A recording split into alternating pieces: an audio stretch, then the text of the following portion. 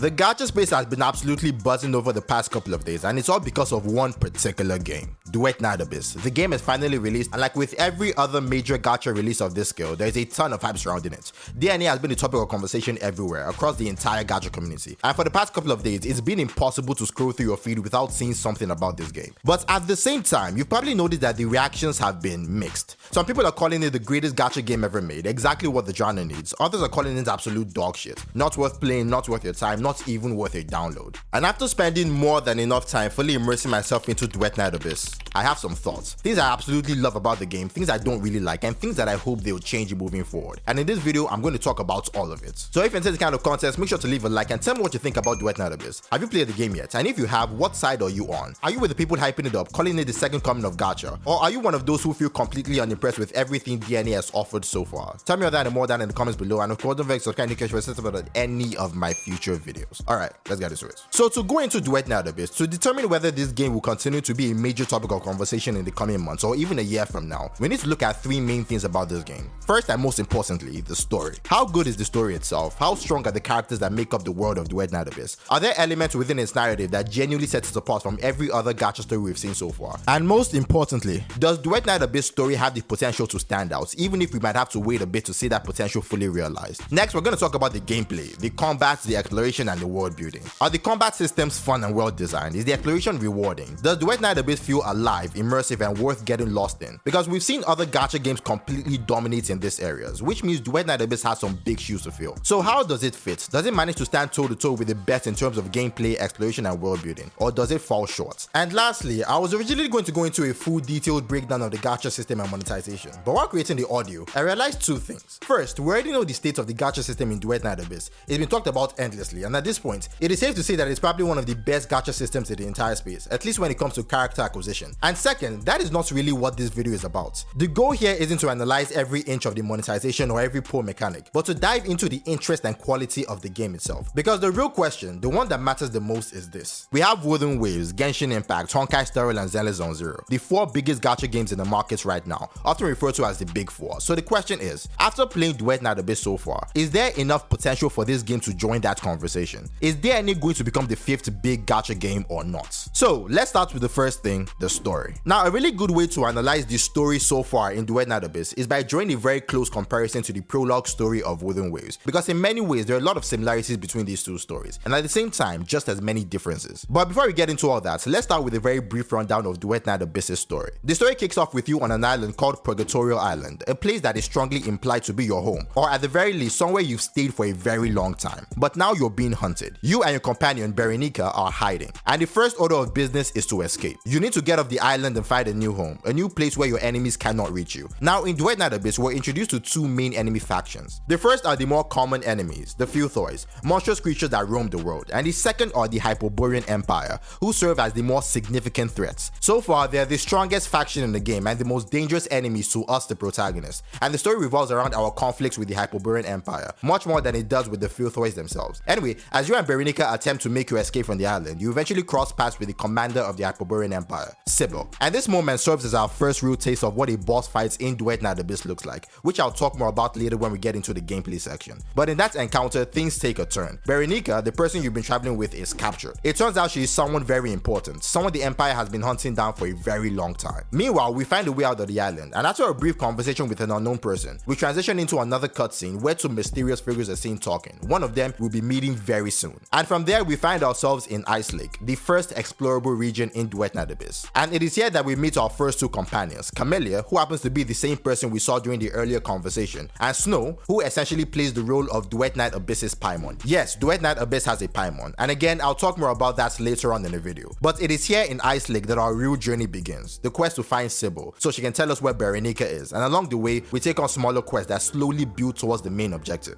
Now, starting with the good things about the story. First off, the voice acting in this game is really good, and honestly, this seems like a general consensus amongst pretty much everyone in the gacha space right now. Now, to be honest, this is not very surprising if you've been watching the Duet Night Abyss trailers, because those trailers made it clear from the start that the game would lean heavily into different accents and high quality performances. They promised that not everyone would have the same monotone American English accents that most gacha games default to. Instead, Duet Night Abyss would feature a wide range of accents, ones that signify different cultures, different backgrounds, and different identities, and the game absolutely delivers on this promise. There are characters with the familiar gacha style American accents, there are characters with distinct English accents, and there are others with completely unique accents altogether. And honestly, I love this. I've always been of the opinion that in a gacha game, a medium where you naturally travel to different nations and by extension different cultures, having characters with varied accents only serves to elevate the experience. And that is exactly what Duet Night Abyss does. The other good thing about the story is the dialogue system. See, something that has always confused me really across every major gacha game we've played is the fact that the dialogues, while technically optional, never actually mean anything. No matter what you choose, the outcome stays the same. It doesn't change the story, it doesn't change how the characters see you, it is just there for flavor. And this has been a recurring issue in every other big gacha game, with the sole exception of Duet Night Abyss. See, depending on how you interact, depending on the dialogue choices you make when speaking to people around you, it actually helps elevate how those characters interact with you in return, and I absolutely love that idea. Because now, you can't just click through dialogues meaninglessly. Now, you actually need to take your time when talking to people. Every response carries weight, every choice you make feels like it could matter, even in small ways. And while we don't yet fully know how deep this system goes, or how far these changes in dialogue might impact the story down the line, the fact that this possibility even exists is a huge W for storytelling. But that's really where the good part of the story ends, and this is where the comparison between Wuthering Waves prologue and Duet Night Abyss's prologue actually begins. Because much like the prologue of Wuthering Waves, the prologue of Duet Night Abyss, the story that we're playing right now is honestly boring. And again, this is not just my opinion, this is something that you will hear echoed across almost everyone in the community. Yes, there are people who might find the story interesting, but the overwhelming response you see about it is either mixed or that people just find it boring outright. And a huge reason for that sense of boredom and for the general feeling of underwhelm around the game comes down to its bugs. I mean, yes, it is expected for a new release to have bugs, and right now, most people are just trying to play through and enjoy the game regardless. But the truth is, the sheer amount of bugs that Duet Night Abyss suffers from makes its playability range from mildly inconvenienced to outright unplayable. However, as we've already seen with Wuthering Waves, even though that game also started off not very interesting, it eventually rose to become arguably the single greatest gacha game on the market right now. But more than that, even in those early stages, a lot of people, myself included, could already see that potential in Wuthering Waves. Yes, it had bugs, yes, it had shortcomings, but it also had something deeper, enough substance and vision to make you believe that it could rise up and take that spot. So the big question is, can the same potential be seen in Duet Night Abyss? Because this game is suffering from the exact same issues Wuthering Waves did at its release, but does it have the foundation, the core, the vision to rise beyond them? To answer this question, we need to talk about the world building and of course, the gameplay. Now, when it comes to world building, I would say Duet Night Abyss actually does a fantastic job. The city where the game begins, Ice Lake, is absolutely stunning. Now, does it look a little too much like Jinjo from Wuthering Waves? Are there a few too many design elements that feel borrowed? Yes, you could definitely say that. But as we've always preached in the gacha space, there is no harm in taking inspiration from other games, as long as it is not outright plagiarism. And to his credit, Ice Lake strikes a good balance. It borrows just enough from Jinjo to feel familiar to WoW players, but still adds enough of its own architectural flair and environmental design to stand on its own. It is distinct but comfortably recognizable. But here's where things get really interesting, because you see, world building isn't just about visuals or environments, it's about the people who inhabit that world, the characters, the NPCs, the culture. That's what really breathes life into a setting, and again, Duet Night Abyss shines here. See, Ice Lake is part of the Northern Hyperborean Empire, and as I said before, that is essentially the antagonistic power of this world, and that influence is everywhere. You see Imperial soldiers patrolling the streets, their presence dominating every corner.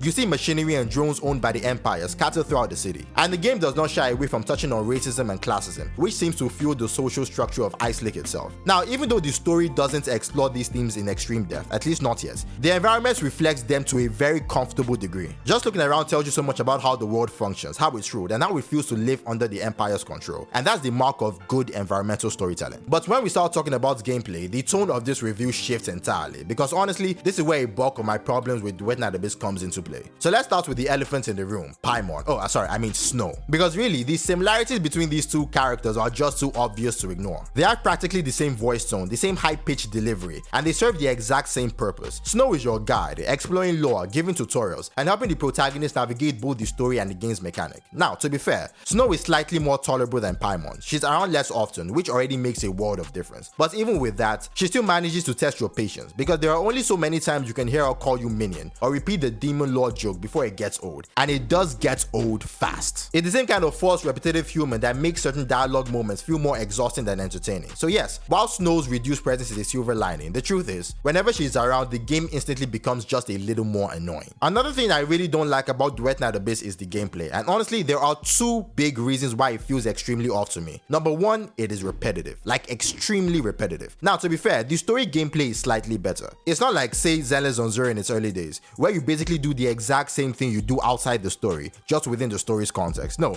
in Duet Night Abyss, the story gameplay actually follows the story. You fight within environments that make sense for that narrative. And there are boss fights tied to the story that genuinely make it a bit more fun. Boss fights that do something different from your usual gameplay loop. But outside of that, the moment you step into farming, whether it's farming for character materials, weapon upgrades, or anything in between, the repetition becomes painfully obvious. You're basically doing the same 2 or 3 tasks over and over again. Solve a puzzle, then defend something from waves of enemies, or just defeat a group of enemies within a certain time limit. And you do this again and again and again. And to make matters worse, the environments where you do these tasks look almost identical, and the enemies themselves look and behave way too similarly to each other. There's barely any sense of variation or excitement in how they're designed. Worse still, the fact that they usually come at you in mobs doesn't make things more fun. It actually makes it harder to appreciate the individuality of the enemy types. Instead, it just amplifies the same monotone, repetitive feeling throughout the entire experience. By the time you've done a few rounds of material farming, everything starts to blur together. And that's when the combat, which should be one of the game's strongest aspects, begin to feel increasingly boring. But the second and more important reason, and really the core reason why I just don't feel DNA the same way I felt Wuthering Waves, comes down to something that a lot of people tend to overlook when talking about why games like this succeed. It's not just the visuals or the story or even the gameplay loop, it is refinement. Put simply, Duet Night Abyss is not refined enough. And this goes far beyond just the combat system. I'm talking about the fundamentals. These small, often overlooked things that make a game feel good to play. Things as basic as movement, walking, running, or even interacting with NPCs. When you actually play Duet Night Abyss, you can instantly notice the slight clunkiness in how the characters move. There is this stiffness that makes everything just feel a bit off. Now sure, you can say that this is probably due to bugs or optimization issues that would eventually be fixed, and that is fair. But even beyond the bugs, there is something about the core movement system itself that just doesn't feel smooth or polished enough. Because when you compare this to Wuthering Waves or Genshin Impact, even during their early days, you can still feel a difference.